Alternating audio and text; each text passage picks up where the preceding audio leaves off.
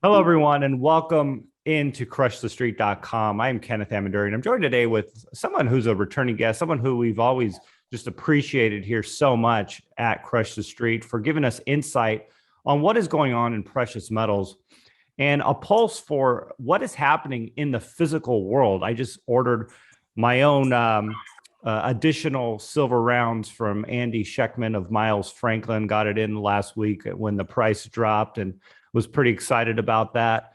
I appreciate, and I think a lot of us feel this way. We appreciate stacking at these levels, but at some point we want to see it rise, and I think a lot of us are scratching our heads wondering why we're seeing silver with a two in front of it, and not maybe a five or even a triple digit number. With what we've seen happen, I mean, the supply chain issues, logistics, the inflation, everywhere else, in a sense, but in precious metals. And so I think we're going to be able to get into that today. I don't get me wrong. I am very bullish on gold and silver, and all of these reasons make me more so bullish for it. So we're going to be getting into that today. Andy, thank you so much for coming on the show with me. Great to be here, Ken. I appreciate the opportunity. It's always good to see you, and I'm glad you're doing well. You're looking good. Thank you, and likewise. Well, let's get into that. Maybe you can address some of that. I kind of want to talk to you about just the dysfunctions in the economy. I mean, we have boats parked out in Long Beach. People don't want to work. Government checks and handouts that are seemingly going to be indefinite, just a decapitation of the middle class in so many ways. Yet we aren't seeing that reflected in the crisis hedge, that we like to think gold and silver are, which I believe they are, just in the interim haven't been reflecting that, in at least the spot paper price. But I'm looking forward to getting into this with you. What's going on the physical and, kind of the whole macro picture. But I'd like you to respond to that if you would.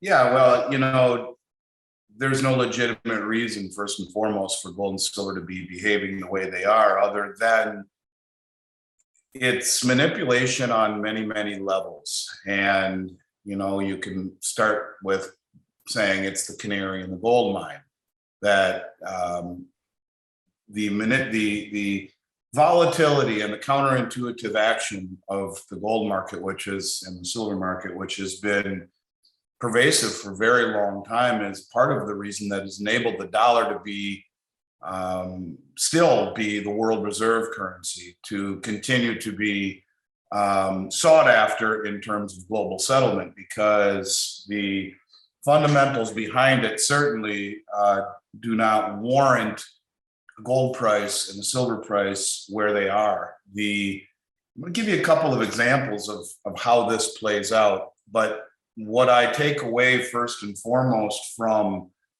the action on the COMEX is not what is happening with the price, it's what's happening on the platform itself underneath the surface.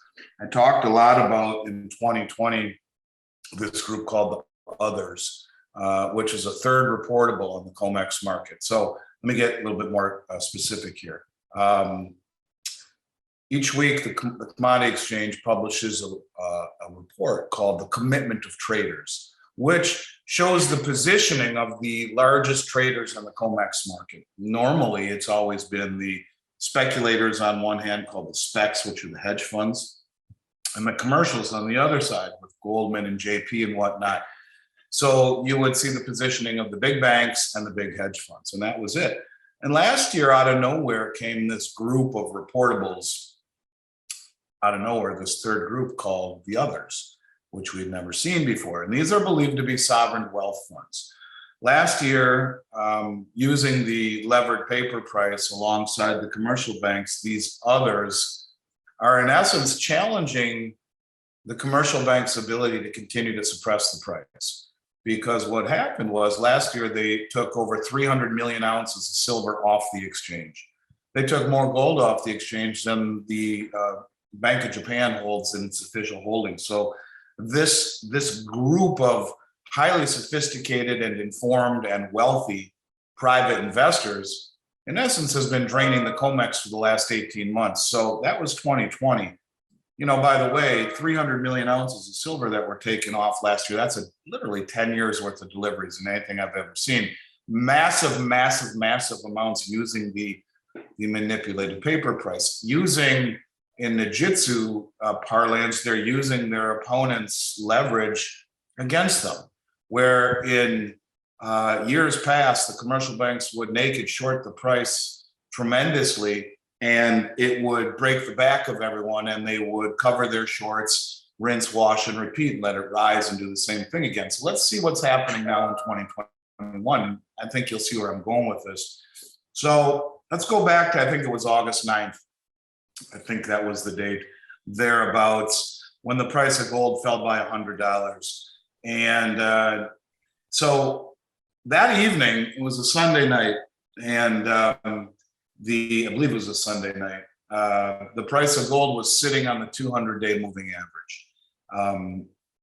In technical analysis, the 200-day moving average, either side of it, very often is the delineation between bull trend and bear trend, especially when accompanied with momentum. So in the middle of the night, 4:35 o'clock in the morning, when New York had not opened yet and London had just closed, this is called the access market. It's a little sliver of the market that trades are allowed to be done, but it's certainly not the time to do much of any trading, because it's, in essence, the market is sleeping as it moves from London to New York. So someone in the middle of the evening at this point, 4:35 in the morning Eastern time, dumped, I believe, 4 million ounces of gold onto the market. You're talking almost $8 billion. Now, actually, it might have been a little bit less than that, 3 or 4 million. The number escapes me, but it's right in that neighborhood. 3 to 4 million ounces were dumped right onto the market in the middle of the night. Now, the trader who would have done something like this would have been fired and shot, and most likely not in that order. Because what you are guaranteeing to do is drive the price down tremendously. Now, remember, it was sitting on the 200-day moving average, the delineation between bull trend and bear trend. When you add momentum into that, it becomes one or the other, at least in terms of technical analysis. So in the middle of the night, the price drives down through the 200-day moving average as they dump the price, or dump millions of ounces of gold at the most unopportune time. Price gets cratered. As it's falling, it hits all the stops that the hedge funds would have been positioned at, the long funds on the exchange and on Wall Street. All of these funds, their stops, these algorithmic stops, would have been triggered the entire way down. Bang, bang, bang, bang. So it keeps falling and falling and falling and falling faster. And by the time it hits New York, all of these funds would have been literally stopped out of their long position even before they got into the office. So they get into the office at 7 in the morning or whatever time it is. Gold's down to 20, or silver's down to $22, fell over $1. Gold's fallen by $100. When that happened, several of the commercial banks immediately covered over 2 million ounces of gold. Bang, they covered, and the price shoots up $40. So I'm gonna stop right here for a second before I get to the real piece of the puzzle. And that is, the commercial banks, probably who pushed the ball down the hill, knew that by doing so with momentum would trigger the stops. They knew where all the funds were positioned. The funds sell because the algorithms that run these funds immediately would have been triggered. They sell, the price falls more and more and more. And the commercial banks then are able to cover old short positions they have at $100 less an ounce, and silver at $1 an ounce less. Great, that's what they've been doing for a long time. And there's certainly empirical evidence that show that's what was happening. More relevant to any of this, and this is what I want people to understand, is that I have been on a crusade for the past year and a half talking about the reclassification of gold through Basel III, the others who are massively accumulating gold and silver, the central banks who have been massively accumulating gold and silver, the commercial banks massively accumulating gold and silver, like JP Morgan, who has a billion ounces of silver and 35 million ounces of gold accumulated over the last few years, while paying a $920 million fine to the Justice Department. I've been showing how the biggest money in the world has been using the levered price of the manipulated levered price on COMEX to corner the physical market. So When the price fell by $100 into New York, someone on this others side knew exactly what was going to happen, because the minute it hits New York down $100, what does he do? Accumulates 38,000 December gold contracts. What was sold in the middle of the night were December gold contracts. They forward sold, short selling into the marketplace. This group of sophisticated, probably sovereign wealth funds or family offices, or extremely wealthy people, purchased 38,000 COMEX contracts. They then, over the next week or two, added another 2,000 to a open long position right now of over 40,000 December gold contracts. Now let's talk about that for a second. One trader purchasing 40,000 contracts, that's 4 million ounces of gold. That's $7.5 billion value. That's an initial margin deposit of over $330 million. Now, if they do exactly what I believe they will do, which is continue to stand for the delivery the way that they have been doing for the past year and a half, that means in December, they are going to stand for delivery on a massive amount of gold that is, when we put it in comparison, we talked about that Palantir group. I mean, a lot of people were talking about Palantir a few months ago, this group that bought $50 million worth of gold. They're this Silicon Valley high-tech company that had all this cash, and it was all over the news, and they were kind of painted as, whack jobs, and why would they do this? And it's 130 times the amount of gold that this one trader bought. 130 times that amount. So you're talking massive money is using the manipulated price of gold against the establishment, who has been holding it down to create a perception of reality that the dollar is good and the Western markets are safe and stable. They are using that leverage against them to reposition and to de-dollarize. And if you go all the way back to 2017, you see a pattern, starting with the central banks reclassifying gold, massively buying it since 2017. The commercial banks doing the same thing. The rise of these others who are standing for delivery. That's the difference. If for people out there who play poker, you could call these commercial banks the big chip stack who bluff. I'm all in. So let's look at what they did. Someone naked shorted in the middle of the night 3-4 million ounces of gold for December contracts. Now, in most of the occasions, that drives the price down. Everyone sells, everyone falls out of the tree. You have a group here, this group, the others, who we don't know exactly who they are, but believed to be sovereign wealth funds and family offices, saying, I call. And they buy December contracts enough to, $7.5 billion worth, and they will stand for delivery come December 1. That's what they've been doing.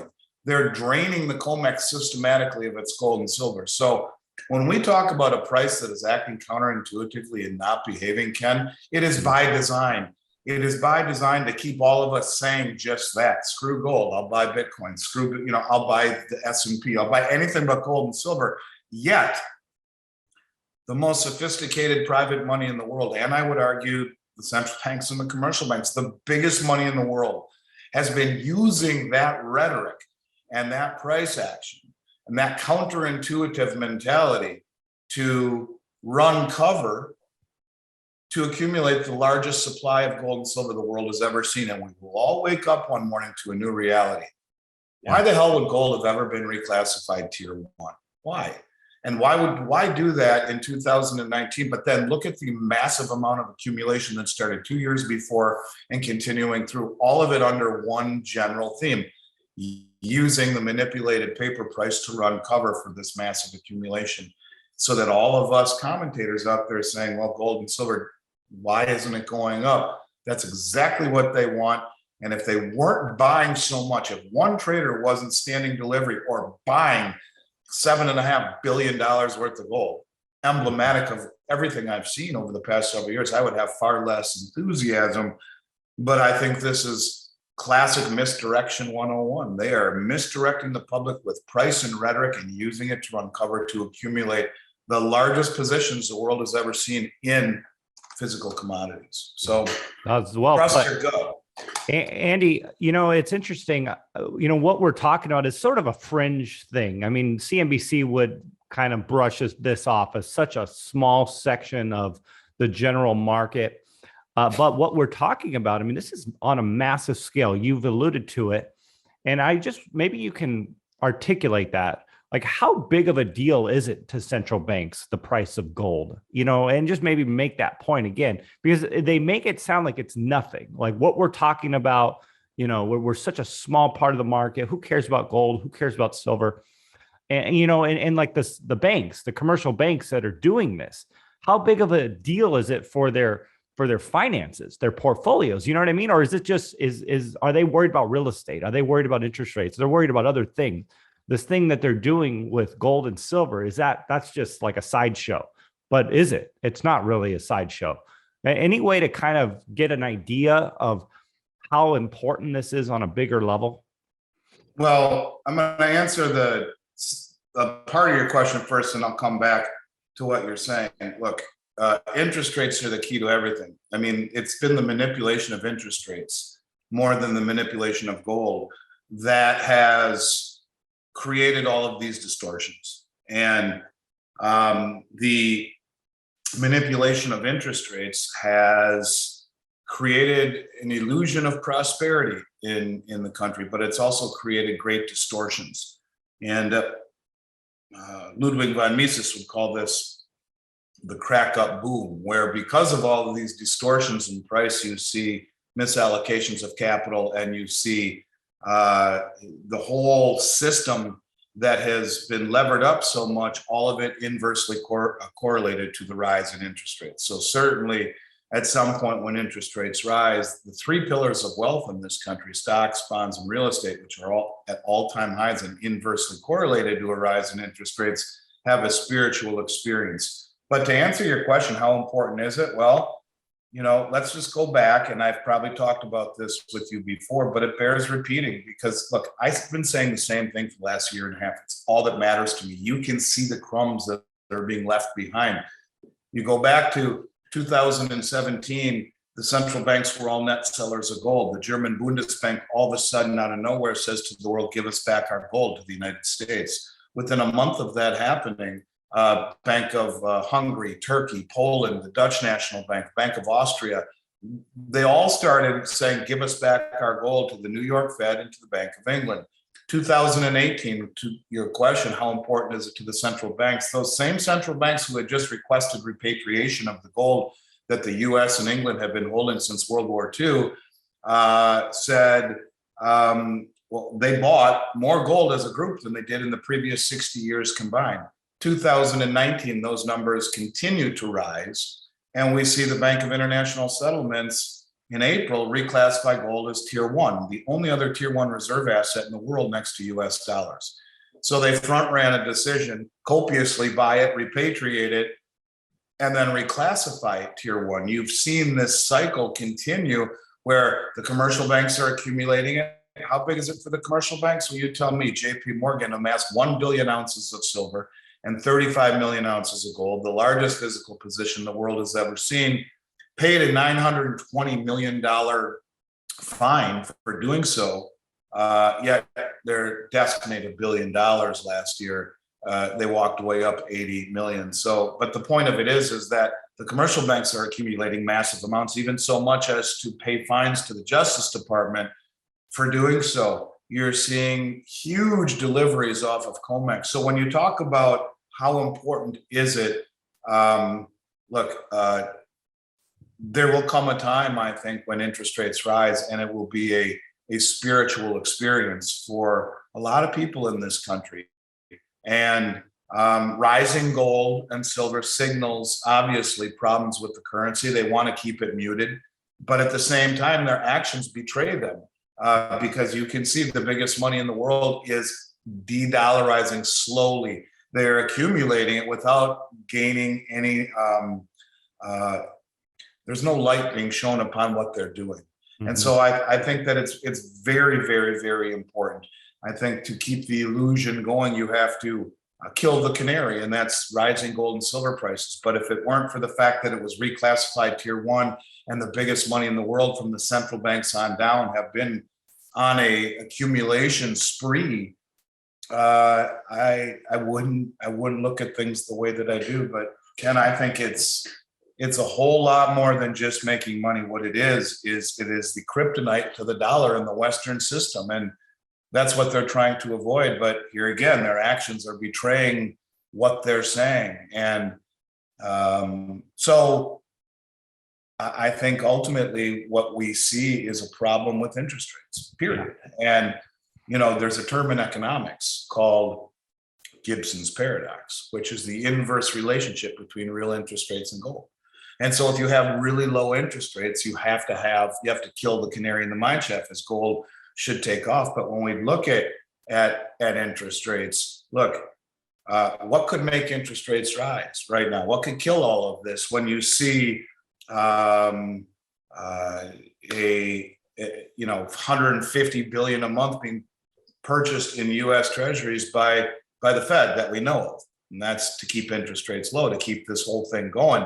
What could cause interest rates to rise? Well, how about what happened in Afghanistan, in Saudi Arabia the day we left Afghanistan? I think it was September 1st. The media does such a poor job about talking about any of this stuff, but 50 years ago, August, right around the time gold got clubbed,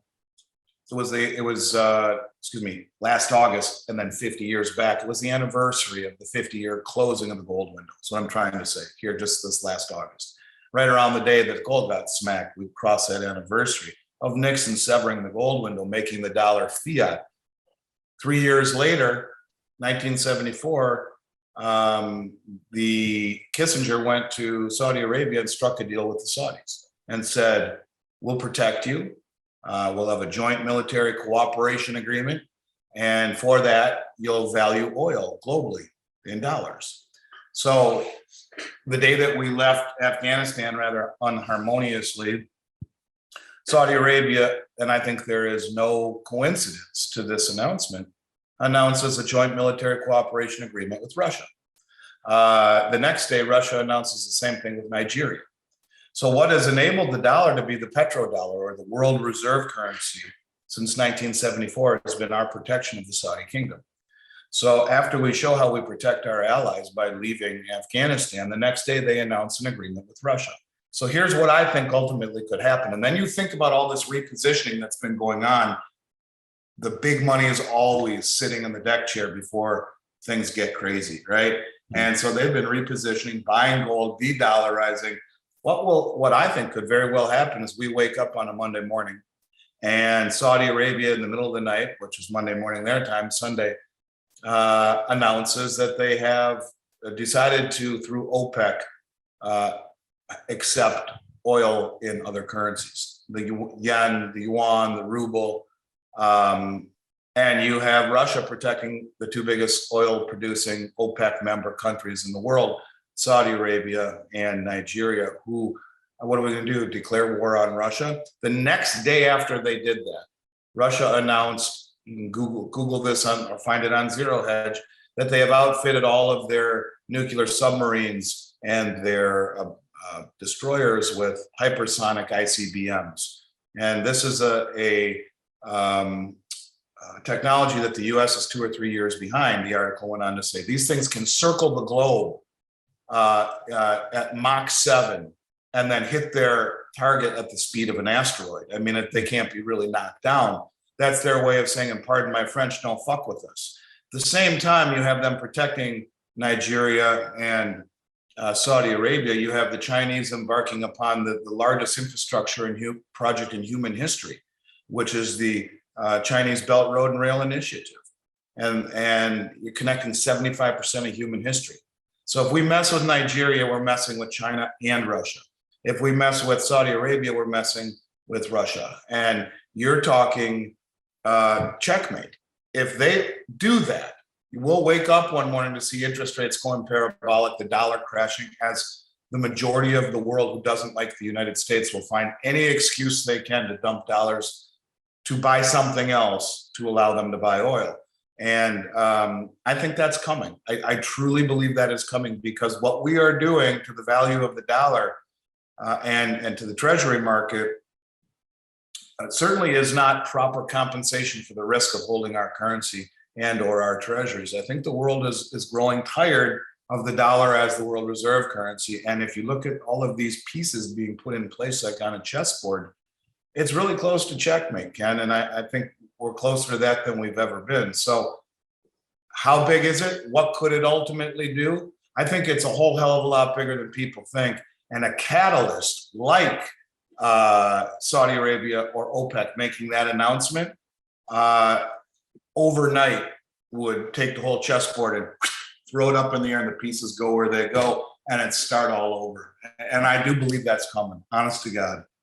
You know, I really think on even a more macro level, and I guess more of a social level, we're seeing people start to question the mainstream media more and more.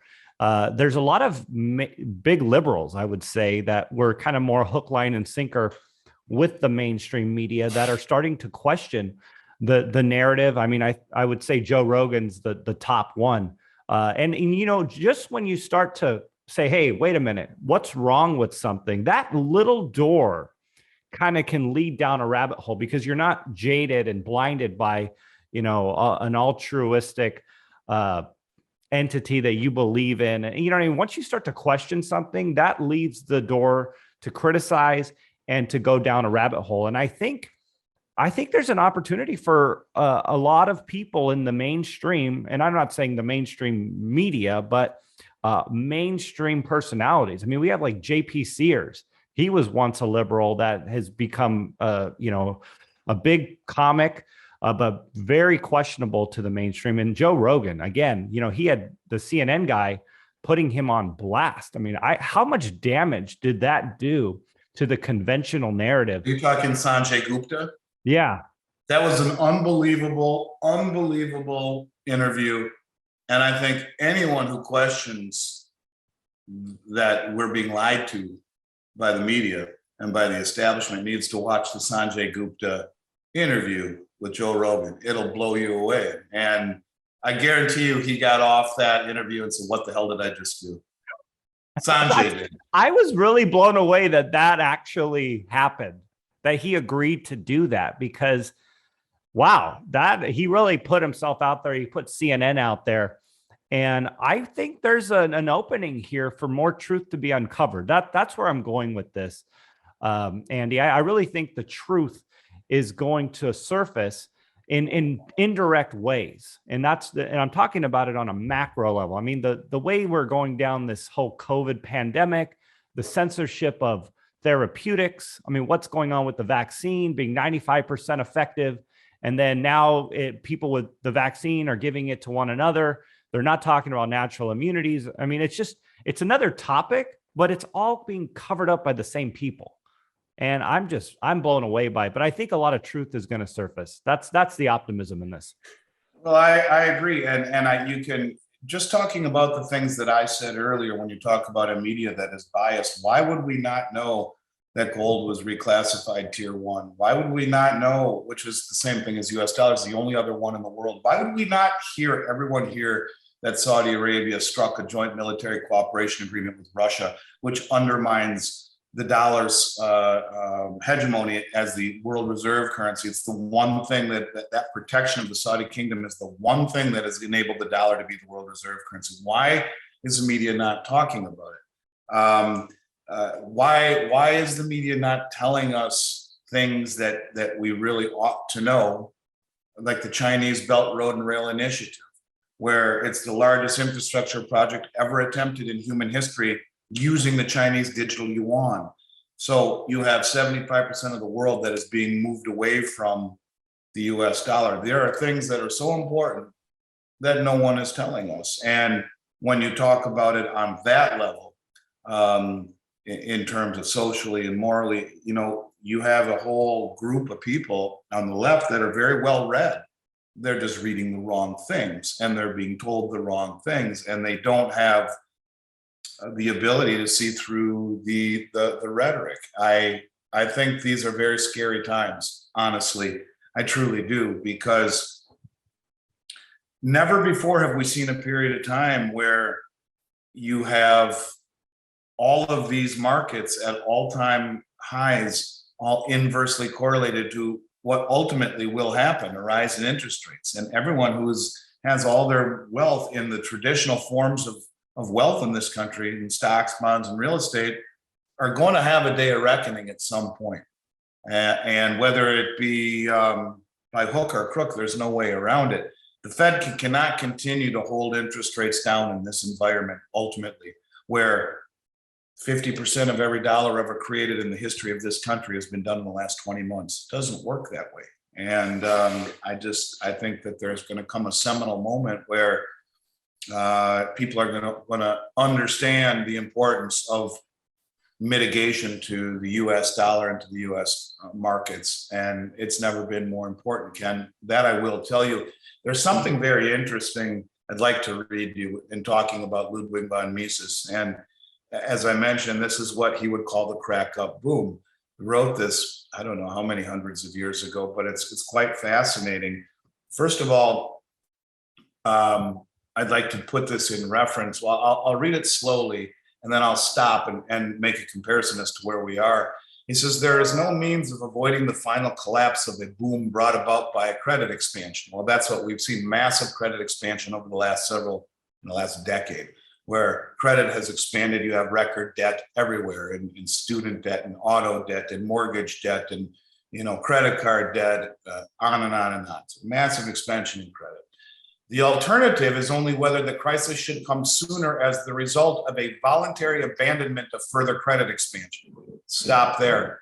$1.14 trillion into the reverse repo market the other night.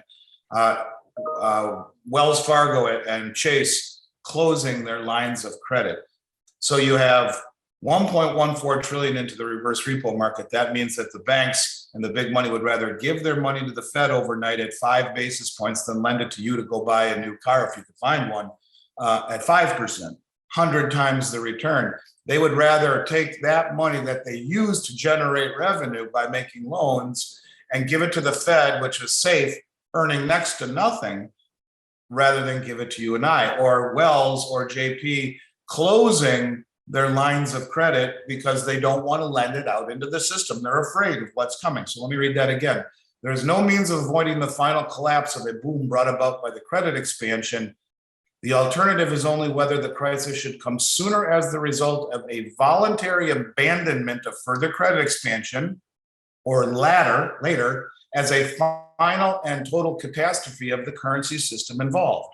So either the banks, which they're already do, rein in the credit, and it starts to deflate because they're not pumping more air into the balloon, or you pump so much air into the balloon and create so many currency units, which we have done 50% in the last 20 months of every dollar ever created in the history of this country. You're blowing up the system. You're destroying the currency.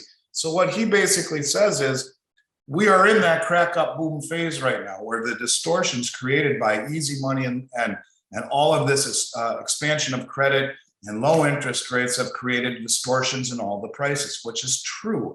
Look at the prices of your home. Look at the price of food. Look at the price of energy. Oh, wait, by the way, those three things, they're not calculated in the government measurement of inflation in the CPI. They don't think we need to eat, drive, heat or cool your home or live in a home, right? So, the point of it is that they're not even telling us what the real levels of inflation are. But with that being said, we have, I believe, we're sitting right on this precipice where all of the distortions and misallocations have created impossibility in price discovery. And so the banks closing lines of credit and reeling in their risk tolerance, so to speak, to the market, or all the money going into the reverse repo market, which is record amounts every night. They don't want to lend it out. So the banks are already pulling back the credit. The currency is being destroyed. He's right. Whether it be an all-out currency destruction, or as you throw in the piece of Saudi, and they make that announcement and dollars just get pummeled into our homeland, crushing the value of the dollar. One way or the other, interest rates are going to rise. And when you have stocks, bonds, and real estates at all-time highs and everyone levered into it, it's going to be a spiritual experience, Ken. And that's kind of what I'm getting at. And, you know, when you talk about guys like Ludwig von Mises, who, you know, 100 or 200 years ago, however long it was, made these declarations, he's doing it upon mathematics and economics. And you can only run from this for so long before you get caught. And I think that is going to happen, whether it be today, tomorrow, whether it be the Saudis making that announcement, whether it be whatever it be. We're so far close to that seminal moment. I think people holding all their money in dollars are destined to go broke right now. And if you don't start to mitigate your exposure like the biggest money in the world has been doing for the last several years quietly, and de-dollarize and take a step back and get out of that matrix, I think when it cascades, when it breaks, it's going to happen so fast and with such fury that there's going to be nowhere to run, and nor will you find any precious metals by the time that happens. Good to get positioned now. You know, we'll end it on this, and I'll give you a chance to share where people can go to find out more information on you. And, you know, honestly, you're always a blessing to us when you share this information with us. But it's I always almost envy people who haven't necessarily been in this for during the duration of the bear market. The people that are coming into it right now going, hey, I wonder if I should buy some gold and silver. And then they do. And then it's that moment of like, yeah, this is a great time to buy, because I think we're really close to something really big happening. Because a lot of people who've been in this for a while, they're demoralized, you know? And I know we talked about that, and I'm not going to belabor that point, but I think now's the moment. You know, I think if you want to get prepared, you want to own an asset that's below 50% of where it was in 1980. You know, check silver out, you know, reach out to Andy, talk to him. I mean, you know, Andy's so personal, and again, I appreciate you for that.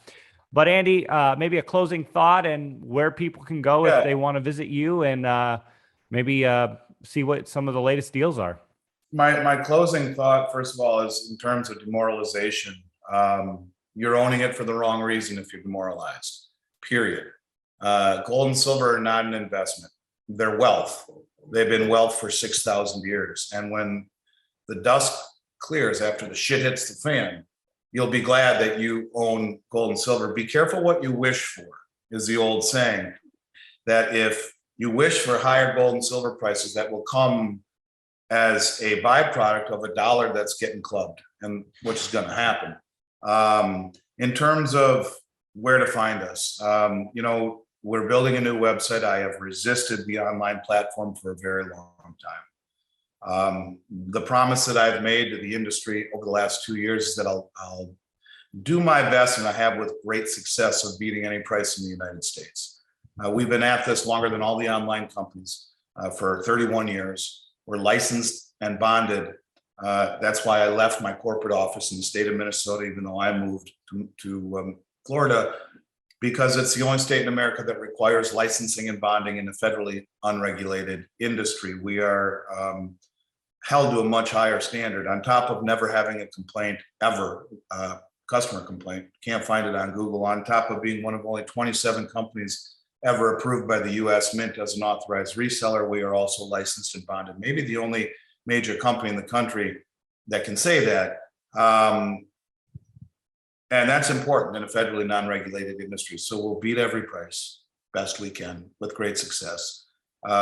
We have supply chains that I believe have been the best performing in the past 18 months. As other companies have ran out of product, we continue to find it because we've developed relationships over 3 decades with everyone from the very top distributors and the mints as a US Mint reseller, all the way down to the mid-tier and the low tier that a lot of the other companies don't even know. We will, if people call us and mention Crush the Street, we will I will personally make sure that they're getting my personal attention and the best price in the country. They can email me directly at Andy@MilesFrankman. Mention Crush the Street, and I will personally reply and make it a good experience for your listeners. So, in terms of specials, the type of prices. We're selling U.S. Silver Eagles at $7.99 over the price of silver. That seems ridiculous. I almost choke on it coming out, yet it'll be probably $2 cheaper than anyone in the country for 2021 Silver Eagles. We're selling 2022 Silver Britannias for $3.75 over. 2021 Austrian Philharmonics for $3.75 over. These will be the best prices in the country. Gold numismatics, I can beat anyone. I'll beat ITM trading by $200 a coin. All I'm simply trying to say is that give us a chance for your precious metal sales. Our reputation is amongst the very best, I believe the best in the industry. Never had a complaint, licensed and bonded, U.S. Mint distributors, and I will make sure that your listeners get to the best of my ability, the very best price in the United States on whatever they buy. Thanks, Andy. We always appreciate your time, and everyone I've referred has always had a great experience, and nothing with that. Even close personal friends have had said the same thing. So always appreciate you. Thanks for coming on the show. Yeah, absolutely. Hope to see you one of these days. We'll have to play around at golf and maybe even get your cousin to join us. So anyways, I wish you and yours the very best, and I look forward to catching up with you down the road. Thanks, Andy.